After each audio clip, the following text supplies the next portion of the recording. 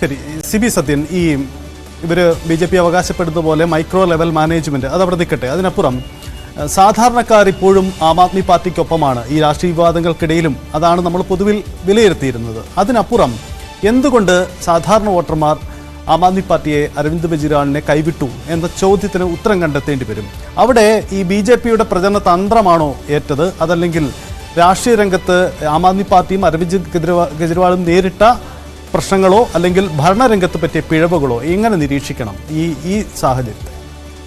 നമ്മൾ കഴിഞ്ഞ തവണ 2 ദിവസം ചർച്ച ചെയ്തപ്പോൾ ഇതുമായിട്ട് ബന്ധപ്പെട്ട് വളരെ വിശദമായൊരു ഡിസ്കഷൻ തന്നെ നടന്നിരുന്നു. അപ്പോൾ നമ്മൾ ബേസിക്കലി മനസ്സിലാക്കേണ്ടത് ആം ആദ്മി പാർട്ടി മറ്റ് പാർട്ടികളെ പോലെ വളരെ വിശാലമായ ഒരു ഐഡിയോളജിയുമായിട്ട് രംഗത്ത് വന്ന ഒരു പാർട്ടിയല്ല. ആം ആദ്മി CPM-നുള്ളതുപോലെ കോൺഗ്രസിനുള്ളതുപോലെ BJP-ക്കുള്ളതുപോലെ കൃത്യമായ ഒരു ഐഡിയോളജി ആം ആദ്മി എന്ന് പറയുന്ന പാർട്ടിക്കില്ല. അവരൊരു മുദ്രാവാക്യത്തിൻ്റെ പുറത്ത് ഫോം ചെയ്യപ്പെട്ടൊരു പാർട്ടിയാണ്. അതായത് പുതിയ കാലത്തെ കൃത്യമായിട്ട് റെപ്രസെൻറ്റ് ചെയ്യുന്ന ഒരു മുദ്രാവാക്യം, അഴിമതിക്കെതിരെ എന്ന് പറയുന്ന ഒരു മുദ്രാവാക്യവുമായിട്ട് രൂപപ്പെട്ടൊരു പാർട്ടിയാണ്. A party with a difference. അതായത് കോൺഗ്രസിന് എന്തുകൊണ്ട് നിങ്ങൾ വോട്ട് ചെയ്യരുത്, അല്ലെങ്കിൽ BJP-ക്ക് എന്തുകൊണ്ട് വോട്ട് ചെയ്യരുത്, എന്തുകൊണ്ട് ആം ആദ്മി പാർട്ടിക്ക് വോട്ട് ചെയ്യണം എന്ന് പറഞ്ഞ ഒരു സംഭവം എന്ന് പറയുന്നത് ഒരു വലിയ അഴിമതി വിരുദ്ധ സമരത്തിൻ്റെ തുടർച്ചയായിട്ട് രൂപപ്പെട്ട ഒരു പാർട്ടി. അതിൻ്റെ ഏറ്റവും പ്രധാനപ്പെട്ട നേതാക്കൾ, അതായത് അതിൻ്റെ മുഖ്യമന്ത്രിയായിട്ടിരുന്ന ആൾ, അതിൻ്റെ ഉപമുഖ്യമന്ത്രിയായിട്ടിരുന്ന ആൾ, ഇവരെല്ലാം അഴിമതി കേസിൽ ജയിലിൽ പോവുകയാണ്. അപ്പം ജനങ്ങളെ സംബന്ധിച്ചിടത്തോളം ഈ കോൺഗ്രസോ BJP-യോ അല്ലെങ്കിൽ അതുപോലുള്ള ഏതെങ്കിലും രാഷ്ട്രീയ പാർട്ടികളോ അഴിമതി കാണിക്കുന്ന ഒരു പരിധിവരെ അവർക്ക് സഹിക്കാനാകും. കാരണം അവർ എക്സ്പെക്റ്റ് ചെയ്യുന്നുണ്ട്. പക്ഷേ ആം ആദ്മിയെ സംബന്ധിച്ചിടത്തോളം ആം ആദ്മിയുടെ കോർ എന്ന് പറയുന്നത്, അതിൻ്റെ ഏറ്റവും ബേസിക് ആയിട്ടുള്ള കോൺസെപ്റ്റ് എന്ന് പറയുന്നത് അഴിമതിക്കെതിരെയുള്ളൊരു സംഭവമാണ്. അപ്പോൾ അതിനെ തകർത്ത് കളയുക, അതായത് ആ കോറിനെ, ആ മുദ്രാവാക്യത്തെ ഏറ്റവും അടിസ്ഥാനപരമായി തകർത്ത് കളയുക എന്ന് പറയുന്നൊരു സംഭവത്തിൽ BJP വിജയിച്ചിട്ടുണ്ട്. അതിനെ ഒരു പരിധിവരെ കോൺഗ്രസ് സഹായിച്ചിട്ടുണ്ട്. കാരണം കോൺഗ്രസിൻ്റെയും രാഷ്ട്രീയ എതിരാളിയാണ് ആം ആദ്മി പാർട്ടി. കാരണം കോൺഗ്രസിനെ തുടച്ചു നീക്കിക്കൊണ്ടാണ് ആം ആദ്മി പാർട്ടി ഡൽഹിയിൽ അധികാരം പിടിക്കുന്നത്. കോൺഗ്രസ് വട്ടപൂജ്യമാക്കിക്കൊണ്ടാണ് ആം ആദ്മി പാർട്ടി രംഗത്ത് വരുന്നത്.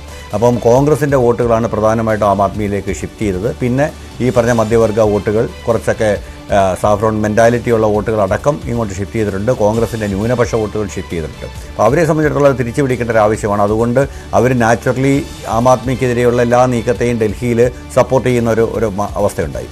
അതിനേക്കാൾ ഉപരിയായിട്ട് ഞാൻ നേരത്തെ പറഞ്ഞതുപോലെ ഈ A party with a difference എന്ന് പറയുന്ന ഒരു സങ്കല്പത്തെ സമ്പൂർണ്ണമായും തച്ചുടച്ച് കളയാൻ അവർക്ക് സാധിച്ചു. BJP-യുടെ ഏറ്റവും വലിയ എതിരാളി, കാരണം ആം ആദ്മി പാർട്ടി അതിൻ്റെ ശക്തി വർദ്ധിപ്പിച്ചു വരികയായിരുന്നു. ആം ആദ്മി പാർട്ടി ഡൽഹിയിൽ നിന്ന് പുറത്തേക്ക് പഞ്ചാബ് പിടിച്ചു. അതൊരു വലിയ ഞെട്ടിക്കുന്ന സംഭവമാണ്. കാരണം പഞ്ചാബ് പോലുള്ളൊരു സംസ്ഥാനം പിടിച്ചെടുക്കുക എന്ന് പറയുന്നത് കോൺഗ്രസിനെ പരാജയപ്പെടുത്തിക്കൊണ്ട് പിടിച്ചെടുക്കുക എന്ന് പറയുന്ന വളരെ നിർണായകമായൊരു നീക്കമായിരുന്നു.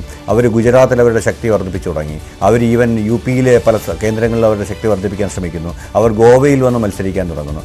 അങ്ങനെ നിരവധി ഇടങ്ങളിലായിട്ട് ആം ആദ്മി പാർട്ടി ശരിക്കും പറഞ്ഞു കഴിഞ്ഞാൽ ഒരു BJP ബദൽ എന്ന നിലയ്ക്ക് എത്ര കണ്ട് വളരുമെന്നുള്ളത് രണ്ടാമത്തെ കാര്യം. പക്ഷേ ഒരു സംസ്ഥാന പാർട്ടി എന്ന നിലയിൽ നിന്നും പുറത്തേക്ക്, ഇപ്പം നമ്മൾ നോക്കുമ്പോൾ സമാജ്വാദി പാർട്ടിയോ അല്ലെങ്കിൽ RJD-യോ പോലുള്ള രാഷ്ട്രീയ സംഘടനകളെ നോക്കുമ്പോൾ ഇതെല്ലാം ഇപ്പോഴും സംസ്ഥാന പാർട്ടികളാണ്. അതത് സംസ്ഥാനങ്ങളിലല്ലാതെ അതിന് പുറത്തേക്ക് വലിയ ശക്തി ഈ പാർട്ടിക്കൊന്നുമില്ല. അതേസമയം ആം ആദ്മി പാർട്ടിയുടെ വളർച്ചയുടെ ഒരു ട്രാജക്ടറി നമ്മളെടുത്ത് നോക്കിക്കഴിഞ്ഞാൽ അത് ഒരു സംസ്ഥാന പാർട്ടി, ഡൽഹി പാർട്ടി എന്ന നിലയിൽ നിന്ന് പുറത്തേക്ക് വന്ന് ഡൽഹി പഞ്ചാബ് പാർട്ടിയായി. പിന്നീട് അതിൻ്റെ ശക്തി വീണ്ടും പല സ്ഥലങ്ങളിലേക്ക് വർദ്ധിപ്പിച്ചു തുടങ്ങുന്നുണ്ട്. അപ്പോൾ ഇതെന്ന് പറയുന്നത് കോൺഗ്രസ് നാളെ ഒരു കോൺഗ്രസ് മുക്ത ഭാരതം എന്ന് പറയുന്ന BJP-യുടെ സ്വപ്നം സഫലമായാലും പകരം എമേർജ് ചെയ്യാൻ സാധ്യതയുള്ള ഒരു ശക്തി എന്ന നിലയ്ക്ക് ആം ആദ്മി അവിടെ ഉണ്ട്. അത് പ്രത്യേകിച്ച് അത് മുന്നോട്ട് വെക്കുന്നത് ഈ പാർട്ടി വിത്ത് ഡിഫറൻസ് എന്ന് പറയുന്നൊരു വലിയ മുദ്രാവാക്യമാണ്. അഴിമതി ഇല്ലാത്തൊരു പാർട്ടി എന്ന് പറയുന്നൊരു മുദ്രാവാക്യമാണ്. അപ്പോൾ അതിൻ്റെ ഒരു വളർച്ചയെ അതിൻ്റെ ഏതാണ്ട് നടുഭാഗത്ത് വെച്ച് മുറിച്ച് കളയാനുള്ളൊരു ശ്രമം വിജയിച്ചു എന്ന് നമുക്ക് മനസ്സിലാക്കാൻ സാധിക്കും ഇപ്പോൾ. കാരണം എന്തുകൊണ്ടാണെന്ന് ചോദിച്ചു കഴിഞ്ഞാൽ ഈ പറഞ്ഞതുപോലെ, ഞാൻ നേരത്തെ പറഞ്ഞതുപോലെ, ഈ അഴിമതി കേസുകൾ യഥാർത്ഥമാണോ അല്ലയോ, അല്ലെങ്കിൽ ഈ അഴിമതി കേസിൽ കൃത്യമായിട്ടുള്ള ഒരു സംഗതി ഉണ്ടോ ഇല്ലയോ, ഇതൊക്കെ രണ്ടാമത്തെ കേസാണ്. പക്ഷേ ഇങ്ങനൊരു വലിയ അഴിമതി ചെയ്തു, ഇവർ ജയിലിൽ പോയി എന്ന് പറയുന്ന ഒരു നറേറ്റീവ് ജനങ്ങളുടെ ഇടയിൽ എത്തിക്കാൻ വളരെ കൃത്യമായിട്ട് BJP നേതൃത്വത്തിന് സാധിച്ചു. BJP രാഷ്ട്രീയ നേതൃത്വത്തിന് അല്ലെങ്കിൽ ഭരണ നേതൃത്വത്തിന് സാധിച്ചു. ആ വിശ്വാസം കാലങ്ങളായിട്ട് ആം ആദ്മി പാർട്ടിയെ പിന്തുണയ്ക്കുന്ന ഇടത്തരം വിഭാഗങ്ങൾക്ക് ഒരു വലിയ മാനസിക പ്രശ്നം നമ്മൾ മനസ്സിലാക്കേണ്ടത്, അവരെപ്പോഴും ഈ പറഞ്ഞൊരു വലിയ സ്വപ്നത്തെ സപ്പോർട്ട് ചെയ്യുകയും അതിലൊരു ചെറിയ വ്യത്യാസം വന്നാൽ പോലും അവരുടെ ജീവിത രീതിയിൽ അവർ ചിലപ്പോൾ പൈസ ഉണ്ടാക്കാനുള്ള സാധ്യതകൾ ഉണ്ടാക്കും. അവർ കുറച്ചുകൂടെ ഈ പറഞ്ഞതുപോലെ ജീവിത നിലവാരം മെച്ചപ്പെടുത്താനുള്ള അവസരം കിട്ടിയാൽ അവരത് ചെയ്യും. പക്ഷേ അവർ പറയുന്നത് അവരുടെ ചില ഐക്കൺസ് ഉണ്ട്. ഈ ഐക്കൺസ് തകർന്നു പോകുന്നത് മാനസികമായിട്ട് അവർ ഉൾക്കൊള്ളില്ല. അപ്പോൾ അത്തരം സന്ദർഭങ്ങൾ നമ്മൾ രാഷ്ട്രീയത്തിൻ്റെ ചരിത്രത്തിലുടനീളം കാണാൻ സാധിക്കും. അതായത് അവർ ഗാന്ധിജിയെ ആരാധിക്കും, പക്ഷേ ഗാന്ധിജിയുടെ ഭാഗത്തുള്ള ചെറിയ പിഴവുകളെ വലിയ സംഭവങ്ങളായിട്ട് ഉയർത്തിക്കാട്ടും. അതൊരു മാനസിക എന്താ പറയുക സൈക്കോളജിക്കൽ ഇമ്പാക്റ്റാണ്. അപ്പോൾ ഇതുപോലെ ആം ആദ്മി BJP ഇതിനേക്കാൾ വലിയ അഴിമതി കാണിച്ചാലോ കോൺഗ്രസ് ഇതിനേക്കാൾ വലിയ അഴിമതി കാണിച്ചാലോ ഈ ഇടത്തരം സമൂഹം ക്ഷമിച്ചെന്ന് വരും.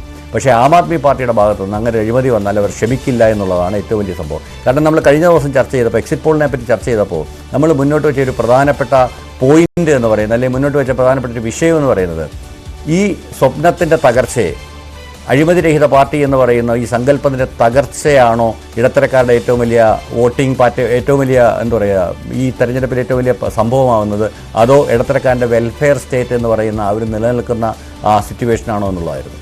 അപ്പോൾ നമ്മൾ കരുതിയത് ഈ വെൽഫെയർ സ്റ്റേറ്റ് എന്ന് പറയുന്നത്, അതായത് ഇത്രയും ആനുകൂല്യം കിട്ടുന്ന, അതായത് മുംബൈയും ഡൽഹിയും തമ്മിൽ കമ്പയർ ചെയ്യുമ്പോൾ ഒരുപക്ഷെ ഒരു 15,000 മുതൽ 25,000 രൂപ വരെ ജീവിത ചെലവിൽ പ്രതിമാസം വ്യത്യാസമുണ്ടാകുന്ന തരത്തിലുള്ള ഒരു വെൽഫെയർ സ്റ്റേറ്റ് സൃഷ്ടിക്കാൻ ഡൽഹിയിൽ ആം ആദ്മി പാർട്ടി കഴിഞ്ഞിട്ടുണ്ട്. അപ്പോൾ ആ സൗകര്യങ്ങളെ, ആ കംഫർട്ടിന് അവർ വോട്ട് ചെയ്യുമോ, അത് തുടർന്ന് കിട്ടാൻ അത് വോട്ട് ചെയ്യുമോ, അതോ അവർ ഈ പറഞ്ഞതുപോലെ ആം ആദ്മി എന്ന് പറയുന്ന അവരുടെ ഡ്രീമാണ്, ഒരു അഴിമതിരഹിത പാർട്ടി എന്ന് പറയുന്നത് ഒരു ഡ്രീമാണ്, അത് തകർന്നു പോയപ്പോൾ അതിൻ്റെ പ്രതിഷേധ വോട്ടായിട്ട് വരുമോ എന്നുള്ളതായിരുന്നു നമ്മുടെ ഒരു പ്രധാനപ്പെട്ട ചർച്ചാ വിഷയം. അപ്പോൾ ഇന്നത്തെ ഒരു തെരഞ്ഞെടുപ്പിൻ്റെ ഫിഗറുകൾ കാണുമ്പോൾ നമുക്ക് തോന്നുന്നത് അവർ ആ വെൽഫെയർ സ്റ്റേറ്റ് അല്ല അവരെ ഇമ്പാക്റ്റ് ചെയ്തത്, മറിച്ച് ആം ആദ്മി പാർട്ടി എന്ന് പറയുന്നത് ഒരു അഴിമതിരഹിത പാർട്ടി അല്ല, it is not a party with a difference എന്ന് പറയുന്ന ഒരു സന്ദേശം ഇടത്തരക്കാരുടെ ഇടയിലേക്ക് ഇറങ്ങിച്ചെന്നുവെന്നും അത് അവരെ ഇമ്പാക്റ്റ് ചെയ്തുവെന്നും അത് അവരുടെ വോട്ടിംഗ് പാറ്റേണിനെ കാര്യമായി സ്വാധീനിച്ചെന്നുമാണ് നമുക്ക് മനസ്സിലാക്കാൻ സാധിക്കുന്നത്.